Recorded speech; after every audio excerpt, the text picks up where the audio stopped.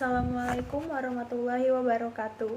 Perkenalkan, nama saya Nabila Ramadhani dari kelas PGMI 1B akan menjelaskan sejarah ejaan bahasa Indonesia dari masa pemerintahan Belanda hingga masa pemerintahan Joko Widodo.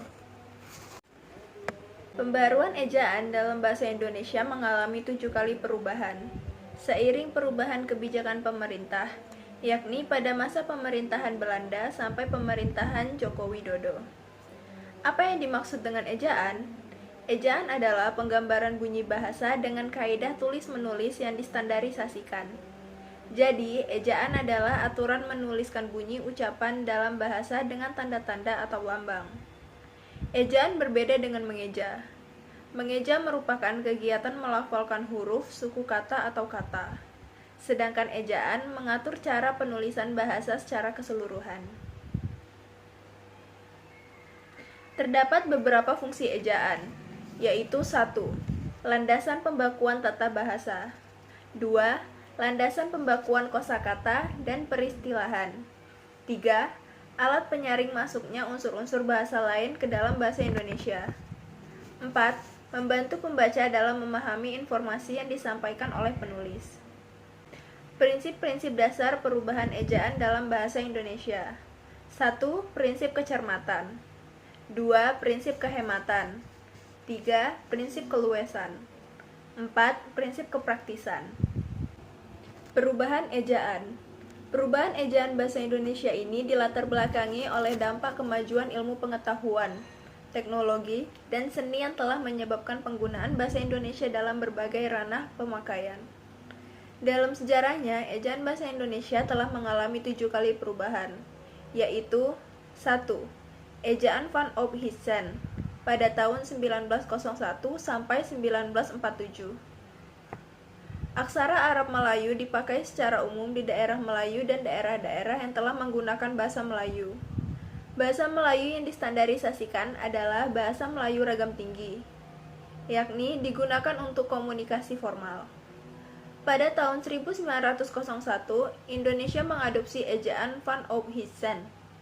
Dan tahun 1904, Persekutuan Tanah Melayu mengadopsi ejaan Wolfson.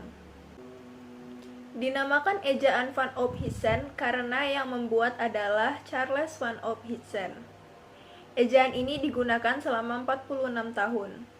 Berikut beberapa sistem kaidah ejaan Van Ophuijsen. Huruf Y ditulis J seperti saya menjadi saja.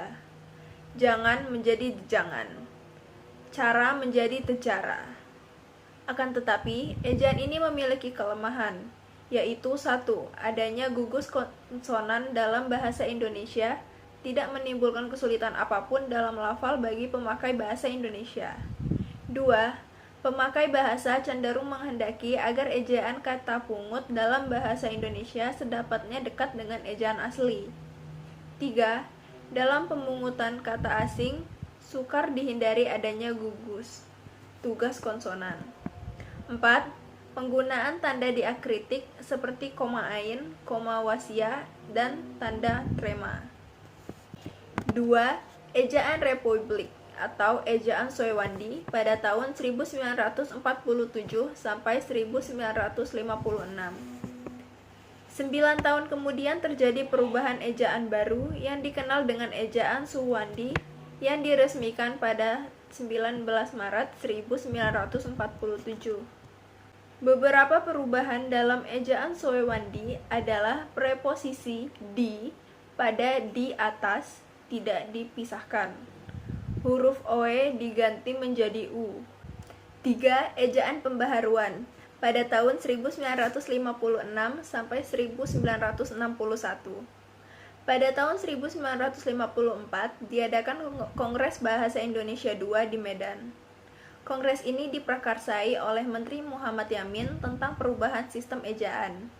Ejaan pembaharuan membuat pedoman satu fonem dengan satu huruf. Misal, kata menyanyi ditulis menjadi menjanji, menjadi menani dalam ejaan pembaharuan. 4. Ejaan Malindo pada tahun 1961 sampai 1967. Pengupayaan perubahan ini karena adanya kosakata yang menyulitkan dalam penulisannya. Pembaharuan ejaan ini menghasilkan satu fonem dilambangkan dengan satu huruf. Misal, huruf DJ diganti menjadi J, huruf TJ diganti menjadi C. 5. Ejaan baru atau Lembaga Bahasa dan Kesusastraan atau LBK pada tahun 1967 sampai 1972. Pemerintah terus berupaya mengadakan pembaharuan ejaan.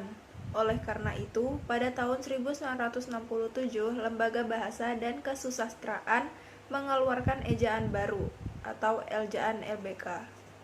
Ejaan ini merupakan ejaan lanjutan dari ejaan Melindo. Perubahan yang terdapat dalam ejaan baru adalah huruf TJ diganti C, J diganti Y, huruf asing seperti Z, Y, dan F disahkan menjadi ejaan bahasa Indonesia.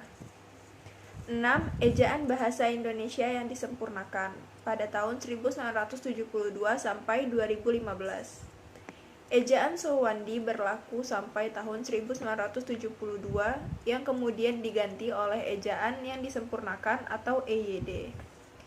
Ejaan bahasa Indonesia yang disempurnakan resmi berlaku pada tanggal 17 Agustus 1972 berdasarkan pidato kenegaraan ketika memperingati Hari Kemerdekaan. EYD mengalami beberapa perubahan, yakni EYD edisi 1 tahun 1972 sampai 1987, EYD edisi 2 dari tahun 1987 sampai 2009, EYD edisi 3 yaitu dari tahun 2009 sampai 2015. 7. Ejaan bahasa Indonesia pada tahun 2015 sampai sekarang. Setelah 43 tahun, dari 1972 hingga 2015, terjadi perubahan ejaan lagi, yakni dari EYD menjadi Ejaan Bahasa Indonesia atau EBI. EBI diresmikan pada 26 November 2015 di Jakarta.